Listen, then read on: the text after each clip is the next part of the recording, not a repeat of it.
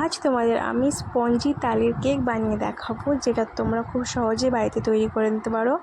আর দেখো, সেটা বানানোর জন্য প্রথমে নিয়ে নেব 1 কাপ মতো তালের পাল্প, আর সেই কাপেরই 1 কাপ আমি নিয়ে নেব চিনির গুঁড়ো, যেটা আগে থেকে তৈরি করে নিয়েছিলাম বাড়িতে।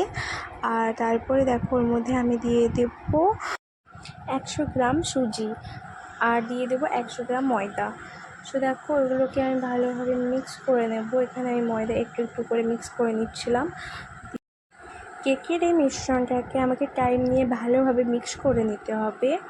আর দেখো, এরপর না আমি দিয়ে দেবো এর মধ্যে সাদা তেল, যেটা নিয়েছি আমি 50 ml, দিয়ে সেগুলোকে আবার ভালোভাবে মিক্স করে নেব। মিক্স করে নেওয়ার পর দেখো, আমি এখানে 1/2 চামচের মতো নিয়ে নেব বেকিং পাউডার, আর তার 1/2 চামচের মতো নিয়ে নেব আমি বেকিং সোডা। সেগুলোকে আবার ভালোভাবে আমি মিক্স করে নেব।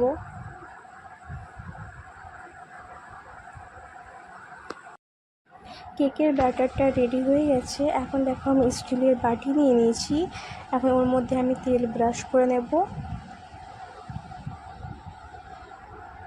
সব বাটিগুলোতে আমি এভাবে তেল ব্রাশ করে নেব। আর তারপর যে কেকের ব্যাটারটা আছে সেগুলো আমি ওই বাটির মধ্যে দিয়ে দেব। মনে রাখতে হবে বাটিতে যেন হাফ করে ব্যাটারটা দিতে, কারণ ফুল করে ব্যাটারটা দেওয়া যাবে না। হাফ করে আমি সব বাটিতে এভাবে ব্যাটারগুলো দিয়ে দেব। দিয়ে দেখো, ট্যাপ করে নেব যেন মিশ্রণটার ভিতরে যেন কোনো হাওয়া না থাকে। ওই জন্য আমি সব কেকগুলোকে এভাবে ট্যাপ করে নেব। এখন দেখো, আমি কেকের উপরে এভাবে কাজু দিয়ে সেগুলোকে উপরে সাজিয়ে দেব। এখানে আমি কাজু, কিশমিশ ও নারকেল নিয়ে নিয়েছি। সেগুলোকে আমি পুরো কেকের মধ্যে এভাবে সাজিয়ে দেব। তোমরা চাইলে চেরিও দিতে পারো বা অন্য কোনো আদার্স ড্রাই ফ্রুটও দিতে পারো। এখানে আমার সব কেকগুলো দেখো রেডি হয়ে গেছে। এখন আমি কেকগুলোকে বেক করে নেব।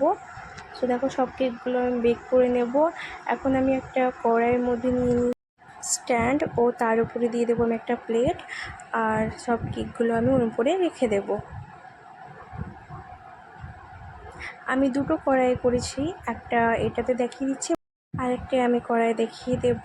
সো তোমাদের যেটাতে সুবিধে লাগবে তোমরা সেভাবেই সেটাতে করে নেবে। এখন দেখো, এই ছিদ্রটাকে আমি বন্ধ করে নেব একটা কাগজের সাহায্যে।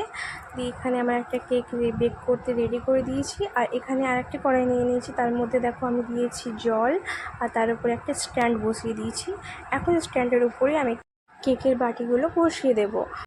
এখন আমি কেকগুলোকে মিডিয়াম টু লো ফ্লেমে বেক করে নেব। সো প্রথমে আমি মিডিয়াম ফ্লেমে 20 মিনিট বেক করে নেব, তারপরে একেবারে লো ফ্লেমে বেক করে নেব 20 মিনিট। দিয়ে আমার 40 মিনিট হয়ে যাওয়ার পর দেখো, আমি কেকটাকে দেখে নেব। আমার কেকটা এখানে রেডি হয়ে গেছে। আমি একটা স্টিকের সাহায্যে দেখো দেখে নিচ্ছি। তো এখন দেখো, কেকগুলো কি সুন্দর বাটি থেকে বের হয়ে আসছে। এখানে আমার কেকটা হয়ে গেছে, দেখতে অনেকটা স্পঞ্জি হয়েছে। দেখো, আমার এখানে কেক রেডি হয়ে গেছে। একটা কেক আমি তোমাদের ভেঙে দেখাচ্ছি, যে কেকটার ভিতর থেকেও অনেকটা ফ্লাফি ও স্পঞ্জি হয়েছে।